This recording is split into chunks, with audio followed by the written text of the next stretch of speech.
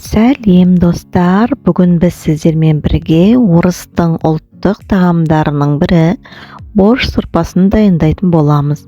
Әркім өз талғамы бойынша дайындайды, ал сіздер менің жасау жолымен таныс болыңыздар.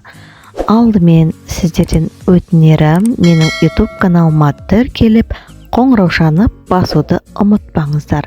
Ал мен сіздермен осы тәсілдің ең керемет, ең оңай жолымен бөлісетін боламын. Ең алдымен көкөністерімізді, яғни пияз, болгар бұрышы, сәбізді жақсылап ашып, оны ыдысқа салып, жуып алатын боламыз. Қабықтарын жақсылап ашимыз, картошка барлығын ашып, ыдысқа салып, жуып аламыз.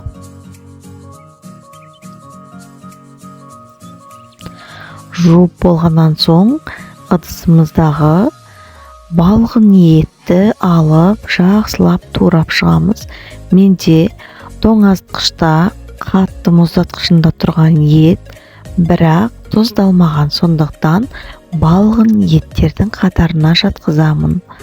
Бірінші етімізді, жаңағы көкөністерімізді жақсылап турап алайық, дайындап, содан соң тамақты қуыруға кірісетін боламыз.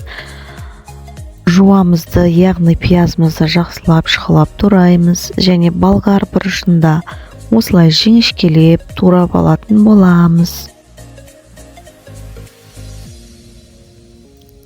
Сәбізді де қатты майдаламай, осы видеода көріп тұрғандарыңыздай ірілеу етіп турап аламыз. Картошкаларды осылай 2, 3, 4 бөліктерге бөліп, көлеміне қарай бөліп аламыз. Ал ең негізгі осы сорпамыздың негізі болып саналатын капустамызды жақсылап, жіңішкелеп, турап шығамыз.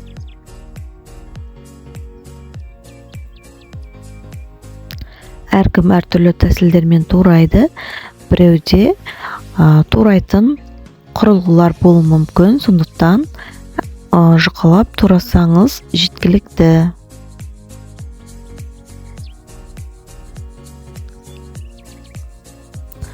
Қолдарыңызды абайлап, жақсылап майдалап, турап шығамыз. Барлық көкөністерімізді турап болған соң, қазанымызды қыздырып, май құямыз. Майды қатты қыздырып болған соң, жаңағы етімізді жақсылап тұрып қуырып аламыз. Етті қуырып болғаннан соң, майдалап туралған пиязымызды саламыз. Мен қуырып жатқанда сіздер менің каналыма тіркеліп отырыңыздар, және қоңыраушаны баса отырыңыздар. Және артынша болгар бұрышын, оның артынша сәбізімізді, картошкамызды жақсылап салып, қатты қызып тұрған отта қуырып аламыз.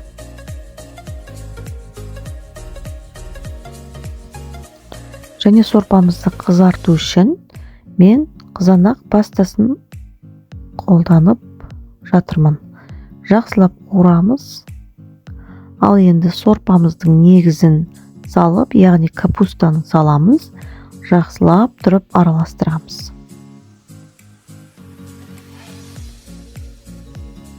Жақсылап араластырып, астын үстіне, үстін астына, осылайша жақсылап тұрып араластырып қуырып аламыз. Негізі менде видеода барлығын қуырып тұрған кезімді түсірмедім. Сондықтан уақытты кішкене тиімді пайдалану үшін осылайша қуырғандарымды ғана сіздерге көрсеттім. Және үстіне су құямыз. Жеткілікті мөлшерде бетінен етіп су құямыз. Сорпамыз қайнап, пісуге 5 минут қалғанда осындай қайнатылған қызылшаны теркадан өткізіп, бетіне саламыз. Теркадан өткізіп салып жатырмын. Уже сорпамыз пісіп қалды. 5 минут уақыт қалған кезде саламыз. Және оны жақсылап араластырамыз. Сорпамызға тұз, дәмдеуіштер қосылады. бірақ видеода көрінбей қалған екен. Дәл осы қызанағымызды, қызылшамызды салып болғаннан соң, осы сорпамызға әсемдік үшін, дәмін кіргізу үшін мен укроп алдым. Укроптың дайыны, яғни дүкендерде сатылатын қалташадағы түрін алып қосып жатырмын. Яғни аскөк деп аталады. Кейбір жағдайда осылай орысша кетіп қалатынымыз бар, енді айып етпестер. Сол кезде сорпаларыңыздың түсі осындай әдемі, дәмі қандай керемет болып шығады. Тағамымызды ызға салған кезде бірінші иісі мен оның түсіне қарап адам ішкісі келе беретінде осындай борщ сорпаны дайындайтын болсаңыздар, сіздің отбасыңыз сізге риза болатыны сөзсіз. Егер тіркелмеген болсаңыздар, каналыма тіркеліп лайк басыңыздар, комментарий қалдырсаңыздар өте риза болар едім.